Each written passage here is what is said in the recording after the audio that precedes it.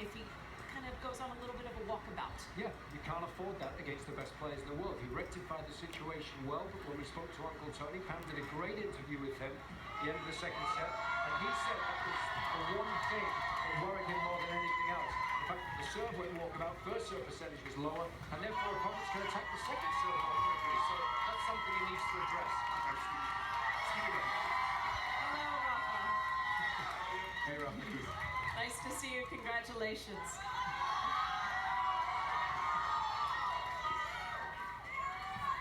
Forever the gentleman, Rafa Nadal joining us. Congratulations. You're into the week 2 of the U.S. Open. How does that feel? Sunday only, but I'm very happy to be in the program. Yeah. How do you assess your play round by round so far? Well, that's the only way, is the only way to. Do you feel you're improving with each round, getting stronger? I think I played a little bit better every day. I think the first match was a little bit tough. I tried to play with not many mistakes, but sometimes when you only try to don't have mistakes, you miss more than when you try to play a little bit more aggressive. But in the second round, I think I played a little bit better, and today again a little bit better. So very happy for that.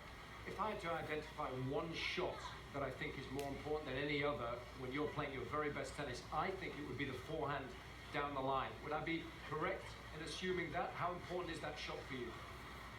Well, both are important. The forehand down the line and the cross court forehand with high with topspin. So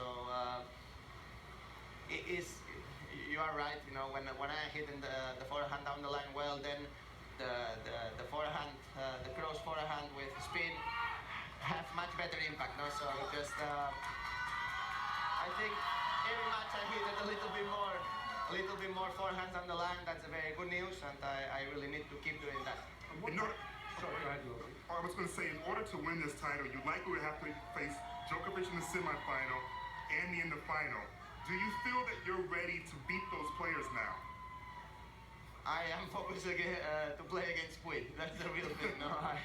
I cannot think about this kind of matches yet. I am in the 4th round, something that I am very excited about. Happy I couldn't play the last 2 slams, so here in New York always have been a very special event for me, and I'm enjoying, and I want to enjoy every day.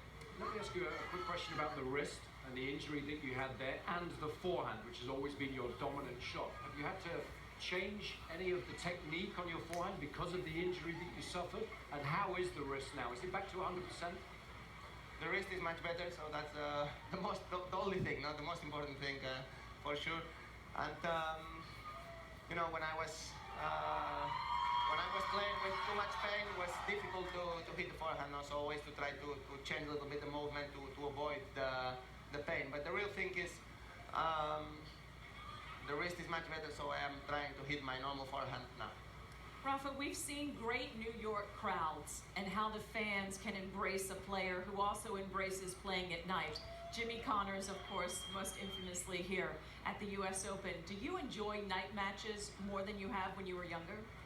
Well, I love night matches. The energy here tonight is just unbelievable. The crowd is, brings you, to another level of electricity, another level of passion. So, I always played all my career with a lot of passion, a lot of love for the game, and I feel very identified with the crowd here in New York. So, very, very happy that I'm, always very excited to play here. Speaking of passion, we've seen you practice now the last couple of years, and I particularly have watched you against the juniors.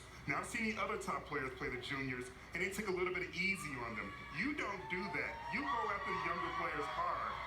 Are you trying to work on your shot, or are you trying to send a message to the younger players?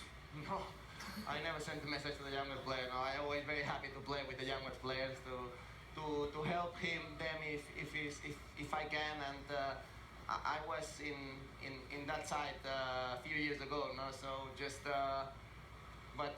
When I go to practice, I try to practice my best, and I think everybody tries to do the same. And when I was a junior and was playing against a professional player, I was trying my best too. I think when you go to practice, you try your best, even if you play against a junior, against a professional. You go on court and you want to be ready for the match. How often do you practice that tweener? That? Do you practice the tweener? No. The lob? Yes, Don't you do. I've seen you practice that. Come on. No, come on. You cannot practice that kind of shot. Talk us through it here.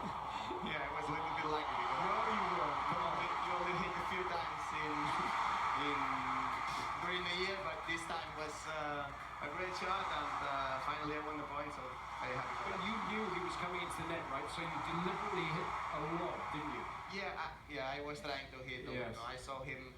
Well, I didn't saw him, but I imagined that he was coming to the net and trying to be closer to the net, and I was very far, 3-4 meters behind the baseline. So the only chance for me was a good lob shot. Yeah, exceptional skills there. Now, I've seen you win a lot of big matches down the years, but I've never seen you smile more broadly or more frequently than when you won the gold medal with Mark Lopez in Rio. What did that mean to you? I know he's such a good friend of yours, right?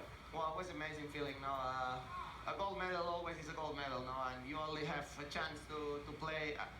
I played 3 Olympic Games, but realistic, I only played 2, no, because the first one was in Athens, 2004. Only played doubles. I was a kid, no, but you know, winning a gold medal is a dream, and especially had the chance to do it with one of my best friends, with Mark. Was an unforgettable and unique moment for the rest of my life. Where do you keep the medals? Sorry? Where do you keep the medals? Well, I have a museum in Mallorca, yeah, in my academy. You're in the Rafa Museum. Oh, okay, Yes. all right. Of Should've course, I known should have known that. Yeah. You know, so, come on. I would have to. Well, congratulations on week 2 here at the Open. I know you say it's just playing Sunday, but that's week 2, Rafa. Yeah, You're thank you into very the much. round of 16. Congratulations and continued success and good health. Best of luck. Thank you. Rafa Nadal, everyone.